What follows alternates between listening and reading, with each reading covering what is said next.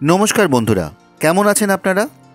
প্রতি সপ্তাহের মতো এই সপ্তাহেও আমরা বেরিয়ে পড়েছি চেনা জায়গার অজানা ইতিহাস খুঁজতে।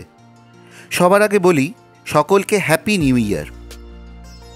কলকাতা চিরকাল রহস্যময়ী, আনাচে কানাচে অলিতে গলিতে লুকিয়ে ইতিহাস। প্রথমেই যে জায়গায় আমরা আজকে আছি, বহু কলকাতাবাসী এমনকি ওখানেই থাকেন এমন বহু লোক জায়গাটার আসল নাম জানেন না। কিন্তু কলকাতা ও অন্যান্য জায়গার মানুষ এই এলাকা দিয়ে বহুবার যাতায়াত করেছেন, চেনেন জায়গাটা। প্রশ্ন করবেন তো, তাহলে ওখানকার বাসিন্দা অনেকেই জায়গাটার আসল নাম জানে না কি করে বলছি? হ্যাঁ, আমরা ওনাদের সাথে কথা বলে সেটাই বুঝলাম। মুরগিহাটা নাম শুনেছেন? অবাক হচ্ছেন তো? যারা জানেন এবং যারা জানেন না এই নাম কি করে হলো। নিশ্চয়ই মুরগির হাট বসতো না, কোনোদিন মুরগির হাট এখানে ছিল না। আবার ঠনঠনিয়া চাঁপাতলার নাম প্রায় সবারই জানা। সকলেই প্রায় একসাথে বলবেন কালীবাড়ির ঠনঠন করে ঘণ্টা বাজার শব্দ থেকে এবং চাঁপা গাছ থেকে এই দুটো জায়গার নাম ঠনঠনিয়া ও চাঁপাতলা। এবারও বলবো না। জানতে ইচ্ছে করছে তো, তাহলে আসল কারণ কি? প্রথমেই বলে রাখি, মুরগিহাটা, ঠনঠনিয়া এবং চাঁপাতলা নামের কারণের পেছনে লুকিয়ে রয়েছে এক শিহরণ জাগানো ইতিহাস, যার সাথে তিনটে জায়গারই ওতপ্রোত যোগাযোগ। তাহলে আসল ইতিহাস জানার জন্য স্কিপ না করে পুরো ভিডিওটা দেখতে থাকুন। অনেক অজানা ইতিহাস জানতে পারবেন, কথা দিচ্ছি।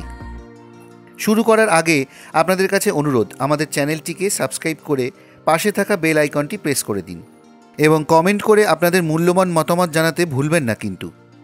আর অবশ্যই আপনাদের চেনা পরিচিত জায়গা এবং আপনাদের নিজেদের অঞ্চলের কথা আমাদের লিখে জানাতে পারেন। আমরা চেষ্টা করব সেসব জায়গার ইতিহাস আপনাদের সামনে নিয়ে আসতে। তাহলে চলুন শুরু করি আজকের ইতিহাসের খোঁজ। আমি সায়ন, আর আমার সাথে পিনাকি। ইংরেজদেরও আগে এই ভারতে পা রেখেছিল পর্তুগিজরা।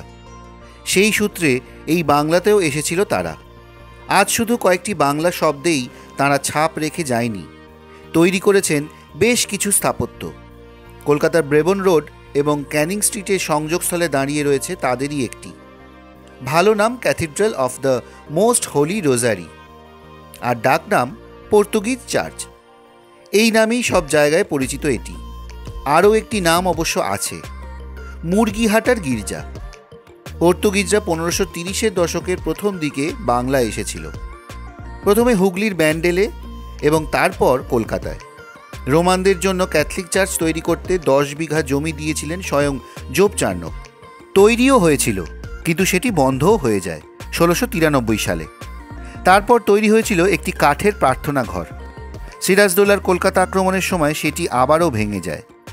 পরবর্তীতে ইংরেজরা দখল নিলেও 1759 সালে লন্ডনের কোর্ট অফ ডিরেক্টরের আদেশে গির্জাটি আবারও চলে আসে পর্তুগিজদের কাছে। আজ পর্তুগিজ চার্চ স্ট্রিটে যে সাদা রঙের চার্চটিকে দেখতে পাই আমরা, সেটি তৈরি করা শুরু হয় বেশ কিছু বছর পর, 1797 সালে। ঠিক 2 বছর পর 1799 সালে আত্মপ্রকাশ করে হোলি রোজারি চার্চ। ধীরে ধীরে শহরের জনসংখ্যা বাড়তে থাকায় বিশেষ জাতিগুলির জন্য নির্দিষ্ট অঞ্চলগুলিকে চিহ্নিত করা হয়। যেহেতু পর্তুগিজরাই একমাত্র মুরগি পালন করত, তাই তাদের কোয়ার্টারকে মুরগিহাট্টা বা পোল্ট্রি কোয়ার্টার নামে বলা হতো। কিন্তু তারও বহু আগে থেকে এই অঞ্চলের পরিচিতি। মুরগিহাটার সঙ্গে অঙ্গাঙ্গিভাবে জড়িত খ্যাংরাপট্টিতে যেমন ঝাঁট দেওয়ার খ্যাংরা বা ঝাড়ুর বিক্রি বাটা হতো, একটু দূরে দরমাহাটায় যেমন কেনাবেচা হতো বাঁশ, কঞ্চি, চেঁচারির তৈরি জিনিস, তেমনি মুরগিহাটায় এই ধরনের নিত্যনৈমিত্তিক আটপৌরে জিনিস বিক্রি হতো কিনা ভাবতে ভাবতে একটি সম্ভাবনার কথা মাথায় এলো। এখানে মুরগি কথাটি অন্য শব্দের অপভ্রংশ কিনা ভাবতে হলো। ফরাসি শব্দ মুর্গ মানে মোরগ, বাংলায় মুরগি, মোরগের স্ত্রীলিঙ্গ। বাংলায় কিন্তু কাছাকাছি উচ্চারণের আরেকটি শব্দ আছে। শব্দটি হলো মুরগা বা মুরুগা। জ্ঞানেন্দ্রমোহন দাশের অভিধানে এর অর্থ এক ধরনের শন গাছ। এই শনের থেকে তৈরি সুতুলি দড়ি দিয়ে ধনুকের ছিলা তৈরি হতো। অর্থাৎ মুরগিহাটা হল মুরগাহাটা বা মুরুগাহাটা কথাটির অপভ্রংশ।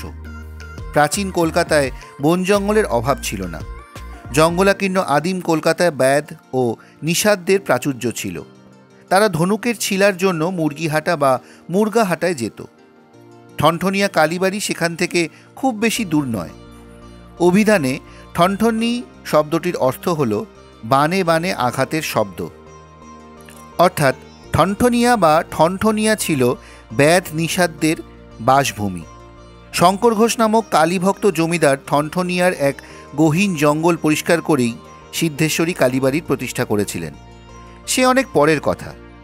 তাই মন্দিরের ঘণ্টায় ঘণ্টায় আঘাত লেগে ঠনঠন শব্দের জন্যই ঠনঠনিয়া নামটি সৃষ্টি হয়েছে বলে প্রচলিত অভিমতটি ঠিক নাও হতে পারে। উত্তর কলকাতার চাঁপাতলা ঘাটই বলুন, মধ্য কলকাতার চাঁপাতলা নামক জায়গাটির কথাই বলুন, চাঁপা কিন্তু এখানে চাঁপা গাছ নয়। চাঁপা এসেছে চাপ শব্দের অপভ্রংশ হিসেবে। চাপ মানে ধনুক। প্রাচীন অরণ্যসংকুল কলকাতায় মুঘল ও ব্রিটিশদের আগে ব্যাধ ও নিষাদরা বহাল তবিয়তে ছিল। তীর ধনুক ছিল তাদের নিত্য ব্যবহার্য অস্ত্র। চাঁপাতলা ঘাট বা চাঁপাতলা অঞ্চলে তীর ধনুকের কারবার ছিল।